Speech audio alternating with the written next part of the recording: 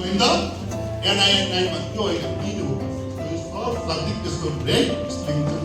उच्चारण के हुन्छ नि एलर्जी नि अब यसको एकदमै हाई लेभल हेड उसको डक्टर साहब छ जो प्रेसर सुगर एकदम अनब्यालेन्स हुन्छ हार्ट बढ्ने भइरहन्छ राइट त्यो नारीले निकै हुन्छ अर्को मधुमेह डायबिटिसको समस्या अर्को के बाइक क्षमता भनेको त्यो रगत शरीर गह्रो कक्क हुने आफूले पाताहरू मात्र नजाने खुट्टाहरू नचल्ने घुट्नुपर्नु सक्ने समस्याको लागि बेस्ट त हुनु है उनीहरू चाहिँ त्यसलाई हामीले मजाको पानीमा 200 ml पानी मजाले सुकाएर खान सक्छौँ हामीले यसलाई खाने तरिका अप्राइसँग गर्नु हजुरले बिहान खान सक्नुहुन्छ दिउँसो खान सक्नुहुन्छ दिनको एक प्याकेट 15 प्याकेट हुन्छ ओके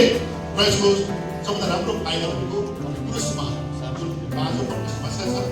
दूर गरिदिन्छ यसको अर्थ सरले यस्तै भनेको थियो एकैचोटि 10 प्याकेट किन खानुभयो आफै बुझ्नु होइन एउटा कि छ नि सोल्न जाने बाटो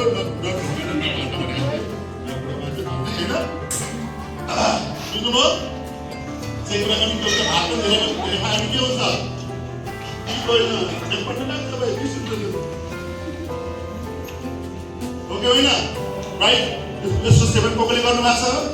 वाउ बेस्ट त हुन्छ यो खानु हजुरको शरीरमा एकदम ऊर्जा आउने एकदम इम्युन पावर बढ्ने जोस आउने शरीर हल्लो हुने हजुरको जोस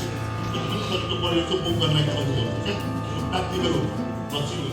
राइट थ्याङ्क यू किन कलाम अर्थात् हड्डीमा जोडे लागि लगाइएको हो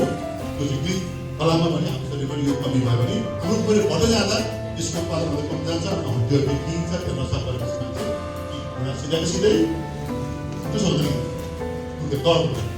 हुन नदिनको लागि के खाने यो समस्या भयो भने खाने